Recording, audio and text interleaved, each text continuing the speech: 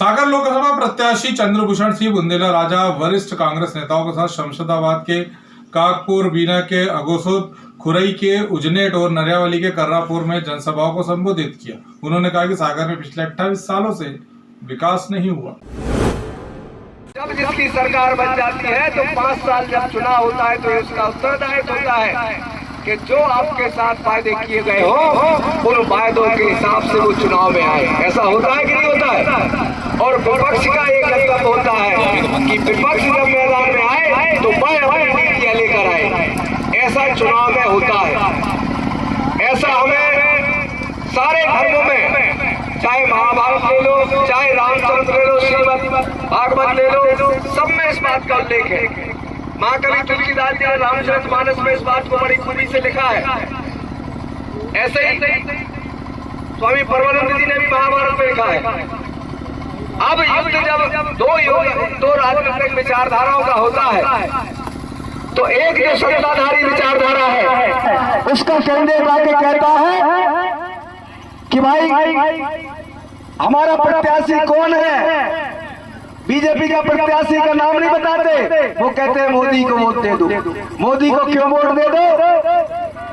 भाई तुमने प्रत्याशी के नाम पे वोट क्यों नहीं मांगते? तुमने पिछले बार प्रत्याशी एक लाए, उसके बाद बदला दूसरा लाए, उसके बाद बदला तीसरा लाए, उसके बाद बदला चौथा लाए। हर बार प्रत्याशी बदलते हो। ये प्रत्याशी क्यों बदला जाता है? इसलिए बदला जाता है कि वो अपनी नाकारापन, अपना निकामापन छुपा सके। इसलिए भारतीय जनता पार्टी प्रत्याशी बदलती है। जहां तक बात आती है कि आप नरेंद्र मोदी को कहते हैं कि आप यहाँ भी सागर संसदीय क्षेत्र में नरेंद्र मोदी लड़े, तो ये रघुवंशियों का अपमान है। राजा रामचंद्र जी की तो बात आप करते हो। अयोध्या में रामचंद्र जी के बनाने का मंदिर बनाने का ढिंगोरा पीट के अपने आप पीठ थपथपाते हो। अगर कोई रविकुल का आदमी, पहले प्रभु सिंह लड़े, आज गुड्डू राजा बुंदेला लड़े, अगर कोई वो लड़ रहा है तो कहते नहीं, ये नहीं, मोदी चले। क्यों? बार कहूंगा, और लोग जितने चुनाव लड़ते हैं वो अपने सांसद बनने के लिए लड़ते हैं। आज भी जो चुनाव लड़ रहा है भारतीय जनता पार्टी से, वो सांसद बनने के लिए लड़ रहा है, लेकिन कांग्रेस का प्रत्याशी आपका सेवक बनने के लिए लड़ रहा है। आज मैं आपके बीच में इसलिए हूँ कि मुझे आप लोग की चिंता थी। हमारे मंत्री जी ने कहा, हमारे राष्ट्रीय जो पार्टी के बड़े नेता भी हैं और प्रदेश के भी हैं, पूर्व मंत्री हमारे सुरेंद्र सिंह जी, ये बोल रहे हैं कि मैंने राष्ट्रीय पढ़ाई की। ये सही है, मैंने पढ़ाई की, तो पढ़ाई करने के साथ मैंने वहाँ नौकरी भी की। लेकिन मैंने सोचा वहाँ पढ़ाई करने से, नौकरी करने से कुछ फायदा अपने लोगों को कैसे मिले, इसलिए मैं इस क्षेत्र में आया हूँ कि कैसे अपने लोगों की सेवा कर सकूँ। क्योंकि यहाँ विकास बहुत जीरो है, यहाँ काम के नाम पे कुछ नहीं है। जितने बार सांसद बने, यहाँ 6-7 बार सांसद बन चुके भाजपा के, बन गए 25-30 सालों से बनते आए, लेकिन उनका ना चेहरा याद है, ना काम याद है, ना कछु याद है। वे आते हैं, बन के चले जाते हैं, फिर आपको भूल जाते हैं, झूठ बोल के चले जाते हैं, वोट आपका ले लेते हैं बस, फिर आपसे कोई मतलब नहीं रखते। लेकिन आपका बेटा आपके साथ रहेगा, हर सुख दुख में रहेगा, आपके साथ जिंदगी वो चलेगा। बस क्या है, दिन कम है, 7-8 दिन बचे हैं। अब 7 मई को वोटिंग है, 5 मई तक चुनाव प्रचार है, 7-8 दिन का टाइम बचा अपन सबके लिए। बहुत बड़ा क्षेत्र है, कई जगह जा पा रहा हूँ, कई जगह नहीं जा पा रहा हूँ। मैं अपने क्षेत्र में आया हूँ गंगापुर, तो मैं सोचता हूँ कि हर जगह तो गांव-गांव में जा नहीं सकता है, इस घर में भी नहीं जा सकते हैं। मैं चाहता हूँ कि चुनाव के बाद मैं हर गांव में, हर घर में पहुँचूँ। ये मेरी आशा है, मेरी उम्मीद है, मुझे चाहता हूँ, मैं वादा करता हूँ। लेकिन इसलिए मुझे मत क्षमा करना कि हर इस वक्त मैं नहीं जा पाता हूँ सब जगह। मैं आपसे वादा करता हूँ, लेकिन याद रखिए कांग्रेस पार्टी ने भी आपसे वादा किया।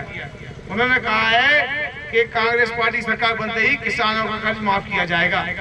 और भारतीय जनता पार्टी किसका किसानों का कर्जा माफ नहीं करती है, वो अमीरों का कर्जा माफ करती है, वो उद्योगपतियों का कर्जा माफ करती है। कुल गिने चुने जो उद्योगपति हैं देश के, उनका कर्जा माफ करती है, उनका साथ देती है। उन्हीं के हिसाब से देश चलता है, उन्हीं के हिसाब से नीतियां बनती है, उन्हीं के हिसाब से प्लानिंग होती है। लेकिन कांग्रेस पार्टी ने कहा है किसानों की चिंता कांग्रेस पार्टी करती है, तो वह चिंता करने की जरूरत नहीं, कांग्रेस पार्टी आपकी चिंता कर रही है। उन्होंने कहा सरकार बनते ही किसानों का कर्जा माफ होगा, MSP लागू होगी, और साथ साथ फसल बीमा का भी योजना है कि आपको फसल बीमा कैसे मिले उसकी भी व्यवस्था की जाएगी। साथ साथ जो महिलाओं के नाम पे उन्होंने वोट लिया सरकार में, मैं जब 2023 में इन्होंने कहा था कि 3000 रुपए पर महिला को देंगे, इन्होंने महिलाओं को 3,000 तो नहीं दिए, 1,200 ही दिए बस। और आगे वाले समय में भी बंद करने वाले हैं। कांग्रेस पार्टी ने कहा है, हमारे सब नेताओं ने कहा है कि 1 लाख रुपए हर महिला को प्रति वर्ष दिया जाएगा। ये बात आपको जनता के पास पहुंचाना है, महिलाओं के पास पहुंचाना है, ये भी उनके लिए जरूरी है बताना। साथ साथ युवाओं के लिए 8,500 रुपए हर महीने युवाओं को दिया जाएगा। ये हमारी पार्टी की व्यवस्था है। उनकी गारंटी क्या दी? 15 लाख रुपए देंगे। उनकी गारंटी क्या दी? महंगाई कम करेंगे। उनकी गारंटी क्या दी? बेरोजगारी कम करेंगे, काला धन वापस लाएंगे। और काला धन तो वापस नहीं है, सफेद धन यहाँ से जरूर चला गया इंडिया से। तो गारंटी उनकी तो झूठी है। कहा था बेरोजगारी खत्म करेंगे, कहाँ बेरोजगारी? अपने क्षेत्र बढ़ती जा रही है। यहाँ के नौजवान बाहर काम करने जा रहे हैं, यहाँ के लोगों को काम नहीं मिल रहा है। लेकिन मैं आपसे वादा करता हूँ, यहाँ के लोगों के लिए काम की व्यवस्था मैं करूंगा। मैं भी नौजवान हूँ, नौजवान की बात करना मुझे आता है और लंबे समय तक अपन को चलना है। मैं यहाँ जमने आया हूँ, ये लोग आए और गए, कई आए और चले गए, उनका आप भूल जाइए। गुड्डू राय आपके परिवार का है, आप मुझे 10 दिन दो, मैं 10-20 साल आपके लिए काम करूंगा। क्योंकि अब समय कम है, आप लोग को मेहनत करना पड़ेगी। या तो सो जाओ या काम कर लो। सो जाओगे तो भाजपा जीत जाएगी, काम कर लोगे तो आप जीत जाओगे। अब वो इसी बात से डर रहे हैं, क्योंकि उनको लग रहा था कि यहाँ का कार्यकर्ता सोया हुआ है, तो अपना वो मान चुके थे हमारी सरकार बन रही है, हम यहाँ से सांसद का चुनाव जीत जाएंगे। लेकिन वो भी अब कर गए हैं, क्योंकि हमारा कार्यकर्ता जाग चुका है, मजबूत हो चुका है, उसने मन बना लिया है लड़ने का और लड़ के जीतेंगे इसका मन बना लिया हमारे कांग्रेस कार्यकर्ता। इसलिए आपको ताकत की जरूरत है, आप चिंता मत करना, डरने की जरूरत नहीं है। हम सब आपके साथ खड़े हैं। कांग्रेस के हमारे जलार्दन जी हैं, पूर्व मंत्री चाचा बैठे हैं, हमारे दादा भाई बैठे हैं, सुरेंद्र जी बैठे हैं, सब लोग नेता लोग हैं, दादाजी बैठे, सब लोग सब मजबूत लोग हैं। सब आपकी रक्षा करेंगे, आपकी सेवा करेंगे, आपके लिए काम करेंगे और जब भी याद करेंगे जो आपके लिए 24 घंटे आपके लिए समर्पित है, हमेशा तैयार रहेंगे। जहाँ आपको लगे गुड्डू राय की जरूरत है, हमारा नंबर सबके पास है, आप मुझे याद करिए, मैं आपके पास हाजिर हो जाऊंगा। कभी भी कोई भी जरूरत पड़े, मैं आपके लिए काम करने के लिए तैयार हूँ। लेकिन आपको याद रखना है, क्योंकि आप ऐसे वैसे दिमाग नहीं लगाना है। आप ये बताना जनता को, क्योंकि एक मौका छूट गया तो क्या संविधान बचाने की जरूरत है। संविधान अगर बचा लोगे, अगर नहीं बचा पाओगे तो 29 में आपको वोट डालने का अधिकार एक भारतीय जनता पार्टी आपसे छीन लेगी। लोकतंत्र बचाने का समय है, संविधान बचाने की जरूरत है और देश बचाने की जरूरत है। 7 मई ऐसा दिन है जहाँ ये सब चीजों के बचाने का आप काम कर सकते हैं और आप मजबूत हो सकते हैं। एक भविष्य बनाना है, युवाओं का भविष्य बनाना है, आपके परिवार का भविष्य बनाना है, तो 7 मई को कांग्रेस को जिताना है, नहीं तो अपन के हाथ से एक मौका छूट जाएगा। मैं आपसे माफी चाहता हूं, क्योंकि इस गर्मी में भी आप लोग आए, व्यवस्था से पूरी नहीं हो पाई है, पंडाल छोटा पड़ा, लेकिन चिंता मत करें, चुनाव के बाद मैं आऊंगा, आपके बीच रहूंगा और आप जहां कहेंगे मैं वहां चलूंगा। जय हिंद, जय भारत, जय कांग्रेस। ग्रामीण भारत टीवी के लिए सागर से बीपी पटेल की रिपोर्ट। खबरों में बने रहने के लिए ग्रामीण भारत टीवी को सब्सक्राइब कीजिए और बेल आइकॉन दबाना ना भूलें।